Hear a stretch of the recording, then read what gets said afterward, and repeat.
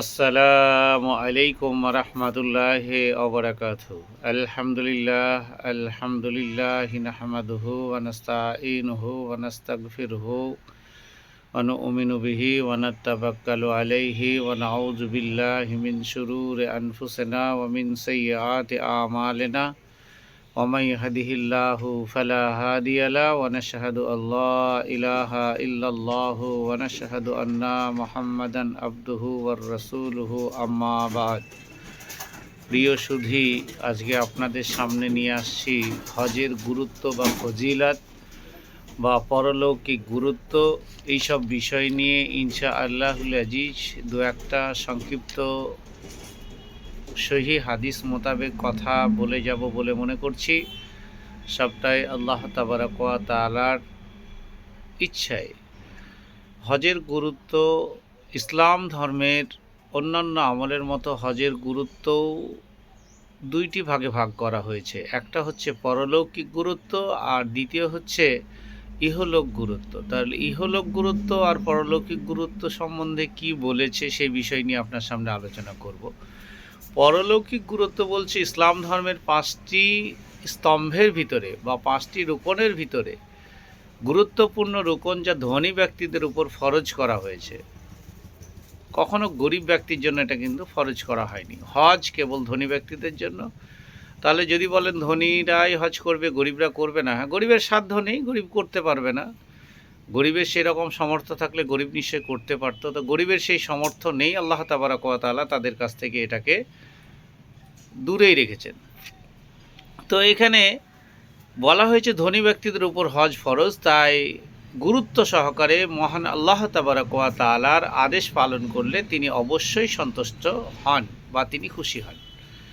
এখানে হাদিস দ্বারা যদি উদ্ধৃতি দেওয়া যায়, হযরত আবু হুরায়রা রাদিয়াল্লাহু তাআলা আনহু থেকে বর্ণিত, তিনি বলেন রসুল আকরাম হযরত মুহাম্মদ সাল্লাল্লাহু আলাইহি ওয়াসাল্লাম হযরত মুহাম্মদ সাল্লাল্লাহু আলাইহি ওয়াসাল্লামকে বলতে শুনেছি, যে ব্যক্তি আল্লাহর সন্তুষ্টির জন্য হজ করল, তাতে সে পাপ কাজ এবং কোনো অন্যায় কাজ করল না, সে হজ থেকে এমন অবস্থায় ফিরবে যেন সেই দিন তার মা তাকে জন্ম দিয়েছে। মানে একদম নিষ্পাপ হয়ে হজ সম্পন্ন হওয়ার পর আল্লাহ তাবারাক ওয়া তাআলার দরবারে যদি হজ কমপ্লিট হয় বা হজ যদি কবুল হয়, তাহলে হজ কবুল হওয়ার পরে আল্লাহ তাবারাক ওয়া তাআলা তিনাকে একদম নিষ্পাপ শিশুর মতো, একদম নিষ্পাপ শিশু যেমন মায়ের পেট থেকে যেমন ভূমিষ্ঠ হয়, তার যখন কোনো পাপ থাকে না, ওই রকম অবস্থায় তাকে করে দেওয়া হয়। অপর হাদিসের সারাংশ থেকে জানা যায়, মানে আমি যে কথাটা বললাম সেখান থেকে বোঝা যায় জান্নাত তার একমাত্র বাদলা। সুবহানাল্লাহ। এছাড়া হজের প্রত্যেকটি কাজের জন্য আলাদা আলাদাভাবে ফজিলতের হাদিস পাওয়া যায় বা বর্ণনা পাওয়া যায়। যেমন আরাফাতের ময়দানে অবস্থান করলে তাকে জাহান্নাম থেকে পূর্ণ নিষ্কৃতি দেওয়া হয়। আরাফাতের ময়দান আল্লাহ তাবারাক ওয়া তাআলা এত মূল্যবান একটা ময়দানের উল্লেখ করেছেন, আপনি কল্পনা করতে পারবেন না। তারপরে হাজারে আসওয়াদ, আবিধানিক অর্থ কালো পাথর, এই বিশেষ জান্নাতি পাথর চুম্বন করলে এর পাথরে মানুষের গুনাহসমূহ শোষণ করে নেয়। আমরা জানি ওই হাজারে আসওয়াদের পাথরটা প্রথমের দিকে সাদা ছিল, তো সেই সাদা পাথরটা আস্তে আস্তে আস্তে আস্তে আস্তে মানুষের চুম্বন করতে করতে, পাপ শোষণ করতে করতে করতে করতে করতে এ যাবৎ কিন্তু সে হাজারে আসওয়াদ পাথরটি কালোতে রূপান্তরিত হয়েছে।